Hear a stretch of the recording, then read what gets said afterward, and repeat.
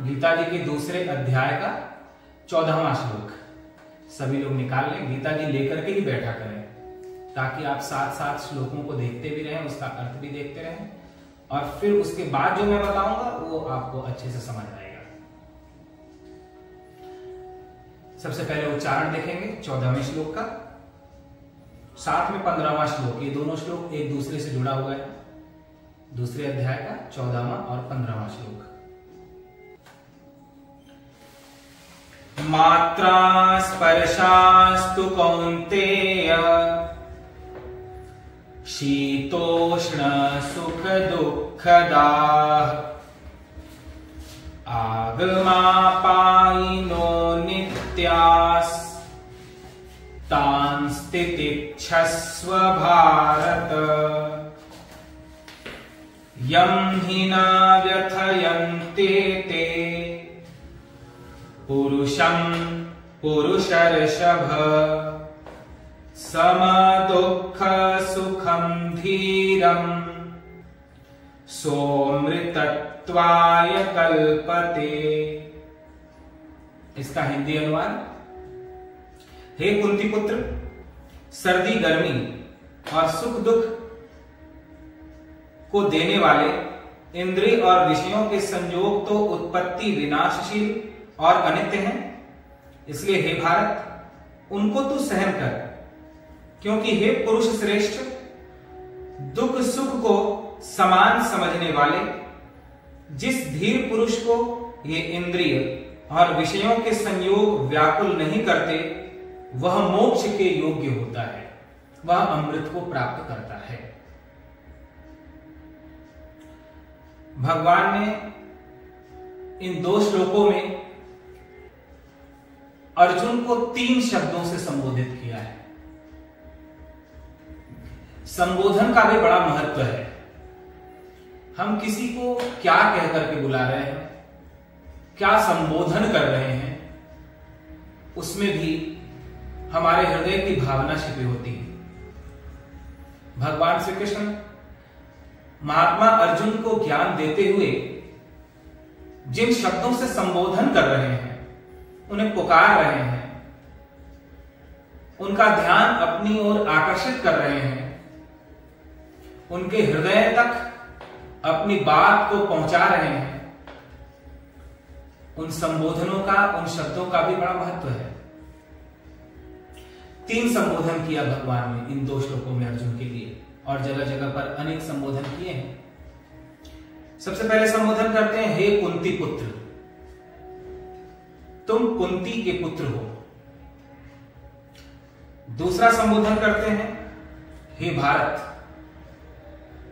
तुम भरत वंशीय राजा भरत के वंशज हो। फिर संबोधन करते हैं, हे पुरुष श्रेष्ठ, पुरुषों में भी श्रेष्ठ। ये 3 संबोधन करते हैं और ये तीनों ही संबोधन अर्जुन की वीरता के लिए। अर्जुन वीर है।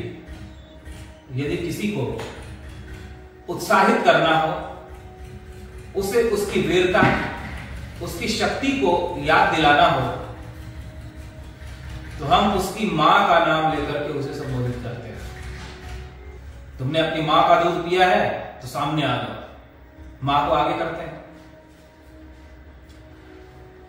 ऐसे ही भगवान श्री कृष्ण भी कुंती माता का नाम लेते हैं और अर्जुन को सबसे पहले कुंती पुत्र कहकर के पुकारते हैं। तुम वीरांगना मां कुंती की संतान हो, जिस मां ने बड़ी सी बड़ी विपत्तियों का सामना किया, उन विपत्तियों में भी कभी हार नहीं माना, कभी उन विपत्तियों से वह विचलित नहीं हुई, या प्रतिकूलताओं के आने पर भी उसने धर्म का त्याग नहीं किया। यथार्थ में वीर वही है, वीरांगना वही है जो प्रतिकूलताओं को भी प्रेम पूर्वक सहन करे। प्रतिकूलताओं के आने पर जो विचलित हो जाए, जो घबरा जाए, जो मैदान छोड़कर भाग जाए, या दुख आया, प्रतिकूलता आई, विपत्तियां आई, समस्याएं आई, उन समस्याओं के कारण उसके मन में ऐसा भाव आने लगा कि चलो अब जहर खा लेते हैं, अब कोई रास्ता नहीं।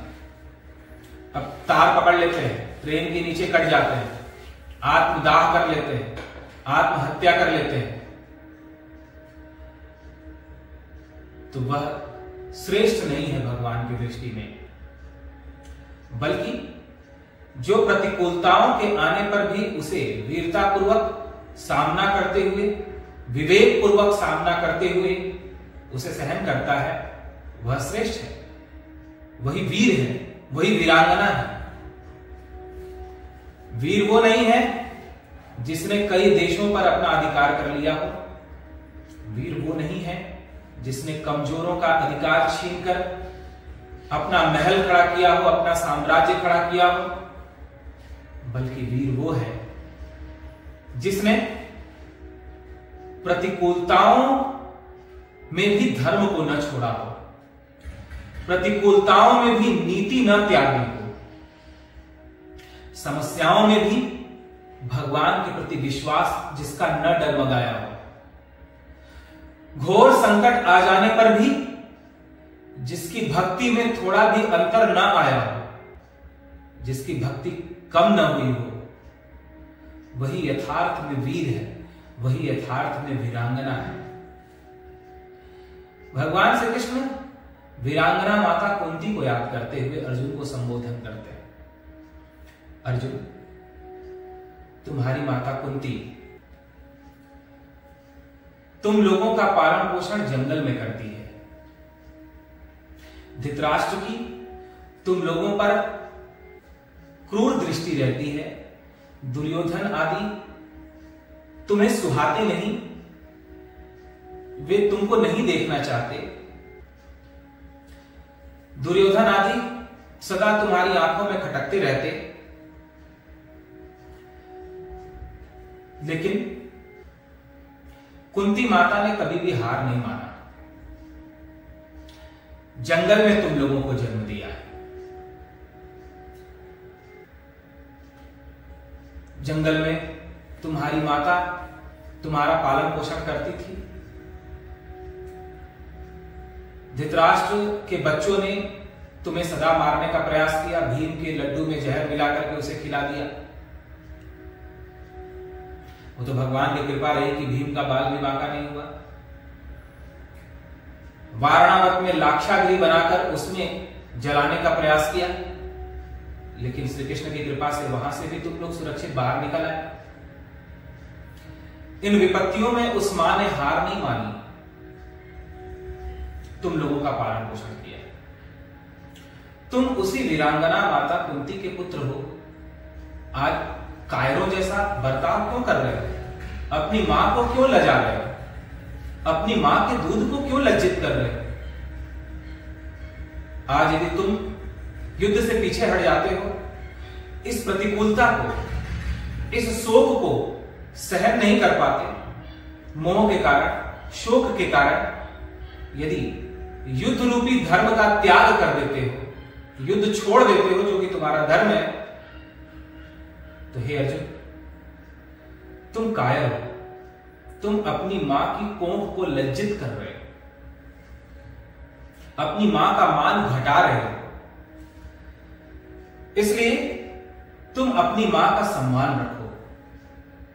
हे कुंती पुत्र, सर्दी, गर्मी और सुख दुख को देने वाले इंद्रिय और विषयों के संयोग तो उत्पत्ति विनाशी अनित्य हैं, तुम उनको सहन करो। अभी सर्दी है, फिर गर्मी आ जाएगी, फिर गर्मी है तो सर्दी आ जाएगी। ऐसा तो है नहीं कि सदा सर्दी रहेगी या सदा गर्मी रहेगी। अभी सुख के दिन है हमारे जीवन में, तो कल के दिन दुख भी आ जाएगा, किसी भी तरह का दुख आ सकता है। आज दुख से जीवन हमारा भरा हुआ है, तो कल कोई ना कोई किरण हमारे जीवन में आएगी जिससे हमारा जीवन सुखमय हो जाएगा। आज दुख है तो कल सुख भी होगा। आज बहुत अपमान हो रहा है, लोग हमें देख नहीं रहे हैं, हमारी उपेक्षा कर रहे हैं, हमें कह रहे हैं ये तो बेकार है, किसी काम का नहीं, इससे बोलने से क्या फायदा, तो कल वही लोग हमारा सम्मान करने लगते हैं। आज का अपमान कल के सम्मान में बदल जाता है। आज यदि कोई बहुत सम्मान कर रहा है तो कल अपमान भी करने लगता है। सर्दी, गर्मी, सुख, दुख मान अपमान ये आने जाने वाले हैं, सदा नहीं रहते।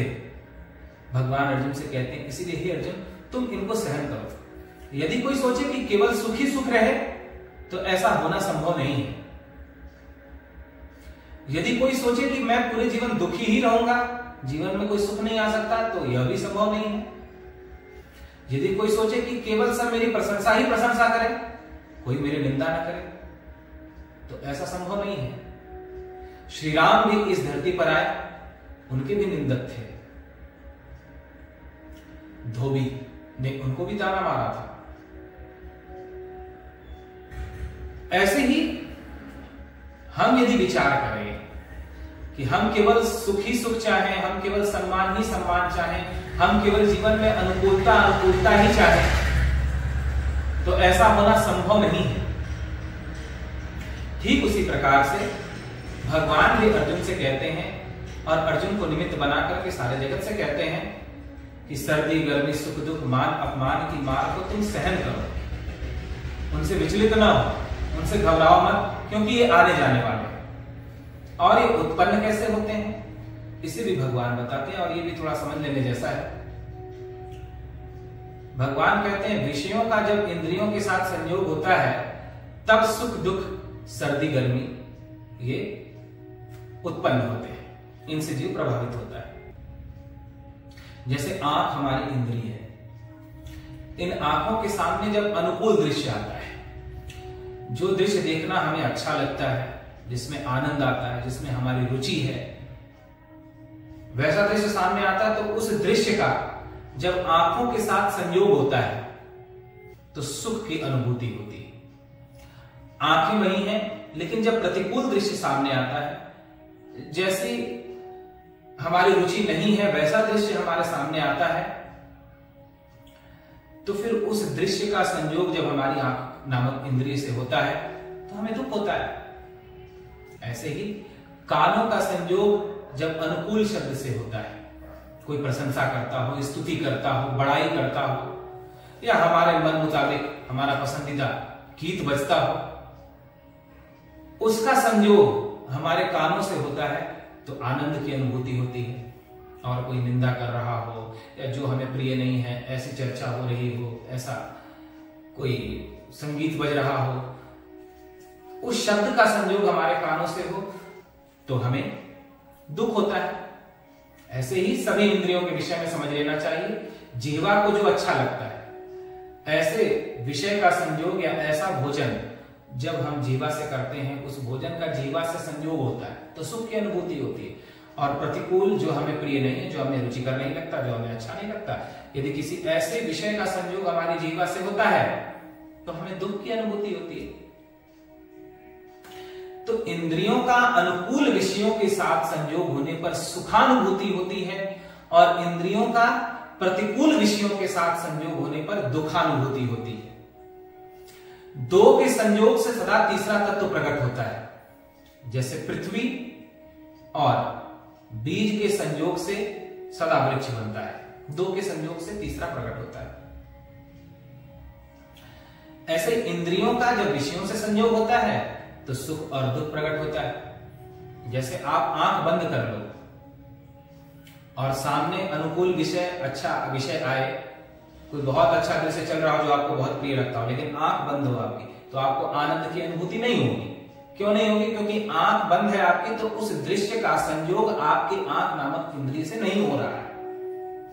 ऐसे ही कान आपके बंद है तो कितना भी अच्छा संगीत चल रहा हो, कोई कितनी भी आपकी प्रशंसा कर रहा हो, तो आपको सुख की अनुभूति नहीं होगी। या कोई निंदा कर रहा हो तो आपके कान बंद हो तो आपको दुख की अनुभूति नहीं होगी। यानी इंद्रियों का रहना भी आवश्यक है और विषय का रहना भी आवश्यक है। जब विषय और इंद्रिय का संयोग होता है तभी सुख या दुख की अनुभूति होती है। लेकिन आत्मा इनसे अलग है, आप इससे अलग हो। आत्मा यानी आप, चेतन, जो इस शरीर में रहने वाले आप हो। गीता में भगवान कहते हैं कि तुम शरीर नहीं हो बल्कि शरीर में रहने वाले हो, तुम शरीरी हो। आंखों से देखने वाले नहीं हो बल्कि आंखों से जो देखता है उसको भी देखने वाले हो, उसके भी साक्षी हो, उसके भी दृष्टा हो। तो हमारे इंद्रियों से अनुकूल और प्रतिकूल विषयों का संयोग होने पर सुख दुख आते जाते रहते हैं, लेकिन मेरा यानी आत्मा का, आपका उससे कोई लेना देना नहीं होता, उसका कोई संबंध नहीं होता। इसलिए भगवान अर्जुन से कहते हैं, हे अर्जुन, इंद्रियों तक सुख दुख की पहुंच नहीं है, बल्कि इंद्रियों में जो वासनाएं हैं, इंद्रियों में जो संस्कार हैं, उन तक सुख दुख की पहुंच होती है। इंद्रियों में संस्कार भरे हुए हैं, ऐसे संस्कार भरे हुए हैं जो किसी विषय को अच्छा मानते हैं, और कोई संस्कार किसी विषय को अच्छा मानते हैं। जैसे ऐसे समझो, आप में से किसी को मीठा खाना अच्छा लगता है, तो किसी को खट्टा खाना अच्छा लगता है, किसी को तीखा खाना अच्छा लगता है। तो जैसे संस्कार हमारी इंद्रियों में है, उसके अनुसार ही हमें सारे विषय अच्छे या बुरे लगते हैं, सुखदायक या दुखदायक लगते हैं। लेकिन इंद्रियों और विषयों का संयोग ही सुख दुख का कारण है। आत्मा का इससे कोई संबंध नहीं होता, आपका इससे कोई संबंध नहीं होता। भगवान कहते हैं ये आने जाने वाले हैं, इसलिए इनको सहन करो। दूसरा, भगवान से कहते हैं तुम भारत हो, यानी वीर राजा भरत के वंशज हो तुम, वे परम वीर थे, इसलिए तुम भी सर्दी गर्मी सुख दुख और मान अपमान को सहन करो। एक और विषय जान लेने जैसा है, त्वचा सर्दी गर्मी का अनुभव करती है। यदि किसी के पास त्वचा न हो, या किसी की त्वचा गल गई हो, सफेद हो गई हो, वहां पे चमड़ी ऊपर की उतर गई हो, तो उसे आप पूछेंगे तो ठंडी सर्दी गर्मी इनका पता नहीं चलेगा। यानी त्वचा ही सर्दी गर्मी का अनुभव करती है। सुख दुख का अनुभव करता है मन। मन सुख दुख का अनुभव कैसे करता है? मन कहते हैं मान्यता को, जिसने माना है उसे मन कहते हैं। जैसे ये मेरी माँ है, ये मेरा पिता है, ये मेरा भाई है, ये सब समझ लेना आप लोग। मन किसे कहते हैं? मन मन मन मन, ये सुना तो होगा। मन मन मेरा बड़ा परेशान है, मन मेरा, मन है क्या? मन कहते किसको है? आंख यहाँ है, कान यहाँ है, नाक यहाँ है, मन कहाँ है? मन किसे कहते हैं? मान्यता का नाम है मन, जो माना गया है। उन माने हुए समस्त विषयों, समस्त तत्वों का जो पुंज है उसे कहते हैं मन। जैसे ये मेरी माँ है, ये माना है, तो ये मन का जन्म हो गया मानते ही। ये मेरे पिता है, बस यहां से मन का जन्म हो गया। ये मेरी संपत्ति है, ये मानना कि मेरी संपत्ति है, ये मान्यता, ये मन है। ये मेरा भाई है, ये मन है। जैसे ही आपने माना ये मेरा मित्र है, मन हो गया। ये मेरा शत्रु है, मन हो गया। ये मेरा शरीर है, मन हो गया। ये मेरी आंख है, ये मन हो गया। जिसे भी अपना माना, वो मानना ही मन कहलाता है। और उस मान्यता को ही सुख दुख होता है। जैसे आपके पड़ोस में किसी और की मृत्यु हो जाए तो आपको कोई प्रभाव नहीं पड़ता। उसकी मृत्यु हो गई, आप बल्कि उसके घर में जाकर उसे समझाओगे, बस इतना ही कहकर के पीछा छुड़ा लोगे कि अरे उसके साथ अच्छा नहीं हुआ, बहुत बुरा हुआ। लेकिन यदि आपने जिसे अपना माना है, ये मेरी माँ है, ये मेरा बेटा है, ये मेरी पत्नी है, ये मेरा पति है, ये मेरा भाई है, जिसे माना है अपना, उसमें से किसी की मृत्यु हो जाए तो आप इतना कहकर के पीछे नहीं हटोगे कि अच्छा नहीं हुआ, नहीं होना चाहिए। इतना कहकर के आप पीछे नहीं हट जाओगे और फिर वैसे ही आनंद से खाने पीने नहीं लग जाओगे। कोई पड़ोस में और मरा तो आप इतना कह के पीछे छुड़ा लेते हो, अच्छा नहीं हुआ, फिर वो अपने ड्यूटी गए, अपना काम धाम किया, अपना खाया पिया, फिर उसको भूल जाते हो। लेकिन आपने जिसे अपना माना है, उसमें उस पे कोई दुख आ जाए, उसकी मृत्यु हो जाए, तो इतना कह करके आप पीछा नहीं छुड़ाते हो कि उसके साथ अच्छा नहीं हुआ, ये नहीं होना चाहिए। इतना ही कह करके आप पीछा नहीं छुड़ाते, बल्कि आप शोक सिंधु में डूब जाते हो, अत्यंत दुखी हो जाते हो। क्यों? क्योंकि उसे आपने अपना माना है। जिसे आपने अपना माना है उसी के कारण से आपको दुख होता है, और अपना नहीं माना है तो उससे कोई दुख नहीं होता। तो दुख किसे होता है? मन को। सुख किसे होता है? वो भी मन को होता है, जिसे आपने अपना माना है। यदि वो नौकरी लग जाए, उसे लाखों करोड़ों का प्रॉफिट हो जाए, कोई बहुत बड़ा आदमी बन जाए, तो आपको कितना सुख होता है। लेकिन पड़ोस में कोई बहुत बड़ा आदमी बन जाए, उसे करोड़ों का मुनाफा हो जाए, तो आपको क्या सुख होता है? कोई सुख नहीं होता, बल्कि ईर्ष्या और हो जाती है, जलन और हो जाती है। क्यों? क्योंकि उसे अपना नहीं माना है। और अपने बेटे को अपना माना है, इसलिए वो बढ़ता है तो आनंद होता है, लेकिन कोई और बढ़ता है तो उसमें आनंद नहीं होता, क्योंकि मेरा बेटा है। भगवान से प्रेम कैसा होना चाहिए, कई लोग पूछते हैं। भगवान को अपना बनाओ तो प्रेम अपने आप भगवान से बढ़ेगा। अपनी जूती भी बड़ी प्यारी लगती है, ध्यान देना, अपनी जूती भी बहुत प्यारी लगती है। क्यों? क्योंकि अपनी है, मेरी जूती है, इसलिए बहुत प्यारी लगती है। उसकी बहुत चिंता होती है, उसकी बहुत फिक्र होती है, मैं यहां उतार रहा हूं, कोई खो न जाए, कोई ले न जाए। जूती अपनी बहुत अच्छी लगती है। एक बार एक व्यक्ति भगवान के मंदिर में दर्शन करने जा रहा था, और वो जीवन में पहली बार ही दर्शन करने जा रहा था, क्योंकि वो थोड़ा नास्तिक विचारधारा का था। तो बहुत लोग कहते थे दर्शन करने जाओ भगवान का, बहुत अच्छा दर्शन होता है, बहुत कृपा होती है भगवान की, तुम्हें भी जाना चाहिए, तुम्हें भी दर्शन का लाभ लेना चाहिए। वो मना करता रहा, लेकिन रोज रोज सुन करके उसने कहा कि चलो एक दिन चलते हैं भगवान का दर्शन करने। भगवान का दर्शन करने के लिए गया, बाहर उसने चप्पल उतार दिए, भीतर गया, भगवान का दर्शन किया, प्रणाम करके वो लौटा, और जब अपनी चप्पल ढूंढने लगा तो चप्पल गायब। तो बहुत क्रोध में आया, जाने लगा भीतर, फिर भगवान का दर्शन किया, गया तो बहुत क्रोध में था, तो उसकी चप्पल खो गई। दर्शन करके पहले बाहर आया, उसने देखा मेरी चप्पल नहीं है, फिर बहुत क्रोध में अंदर गया, फिर भगवान का दर्शन करके शांत हो गया, फिर बाहर आया। तो किसी ने उससे पूछा, अरे भाई तुम अंदर मंदिर में तो बड़े गुस्से में गए थे कि मेरी चप्पल खो गई, मेरी चप्पल खो गई, लेकिन बाहर आए तो बड़े शांत होकर के आए, क्या तुम्हारी चप्पल तुम्हें वापस मिल गई? बोले नहीं नहीं, वापस नहीं मिली। फिर तुम्हारा गुस्सा कैसे शांत हो गया, क्या किया तुमने? तो उसने कहा कि मैं भीतर गया भगवान के पास, कि मैं पहली बार तुम्हारे मंदिर में आया और पहली बार में मेरे चप्पल गायब हो गए। तो भगवान ने अपने दोनों पैर दिखा दिए कि मेरे भी कोई ले गया, मेरे पैर में खुद ही चप्पल नहीं है। तो कितने लोगों का ध्यान अपनी चप्पल पे रहता है। चप्पल अपनी है इसलिए प्यारी लगती है, अपनी है ना इसलिए प्यारी लगती है, और उसकी कितनी फिक्र होती है, उसकी कितनी चिंता होती है। ऐसे भगवान जब अपने लगने लगते हैं कि भगवान मेरे हैं, जितने अपने लगते जाते हैं उतना ही उनसे प्रेम बढ़ता जाता है। इसलिए भगवान को अपना बनाओ तो उनसे प्रेम बढ़ता जाएगा।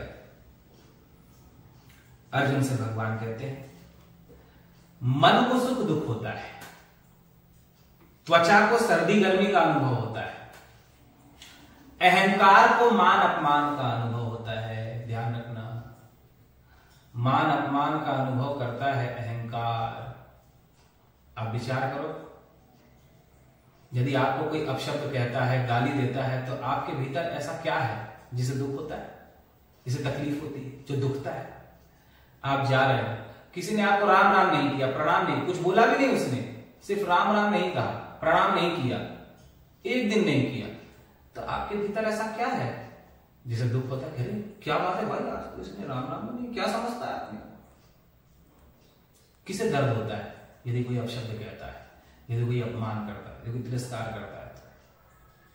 छोटा बच्चा है, उस छोटे बच्चे को कोई कितनी भी गालियां दे, उस छोटे बच्चे को जूते की माला पहना है, चाहे फूलों का हार पहना है, उसको कोई फर्क पड़ता है? क्यों?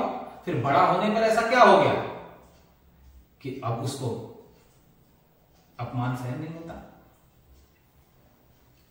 छोटे बालक के भीतर अभिमान नहीं रहता कि मैं कुछ हूं, लेकिन जैसे जैसे बड़ा होता जाता है, तू ये है, तू वो है, ये तेरा है, ये तेरा है, ऐसे वो अहंकार उसका बढ़ता जाता है। और जितना बड़ा अहंकार होता है उतना ही वो अपमान से खिन्न होता है और सम्मान से फूलता है। जिसके भीतर जितना अधिक अभिमान है वो उतना ही सम्मान से फूलता है और अपमान से दुखी होता है। तो अहंकार मान अपमान का अनुभव करता है। फिर से सुनना, सर्दी गर्मी का अनुभव करता है त्वचा, सुख दुख का अनुभव होता है मन को, मान अपमान का अनुभव होता है अहंकार को। लेकिन आप यानी आत्मा चेतन न तो त्वचा है, न मन है और न अहंकार है, बल्कि वो शरीर से, मन से, त्वचा से, इनसे अलग है। इसलिए आप तक यानी आत्मा तक न सर्दी गर्मी की पहुंच है, न सुख दुख की पहुंच है, न मान अपमान की पहुंच है। जब शरीर के साथ मैं होता है, शरीर को अपना मानता है, तभी सुख दुख सर्दी गर्मी मान अपमान का उसे अनुभव होता है। शरीर भाव से पृथक होकर, इनसे अलग होकर जब देखता है, साक्षी होता है, तो न सुख दुख है, न मान अपमान है, न सर्दी गर्मी। तो ये हमारे लिए समझने की बात है। भगवान कहते हैं इनको सहन करो, क्योंकि जो इसको सहन करता है, इनसे व्याकुल नहीं होता कि ये आने जाने वाले हैं, सदा रहने वाले नहीं है, स्थिर है। सोमृतत्वाय कल्पते, वही कालांतर में अमृत को यानी मोक्ष को प्राप्त करता है।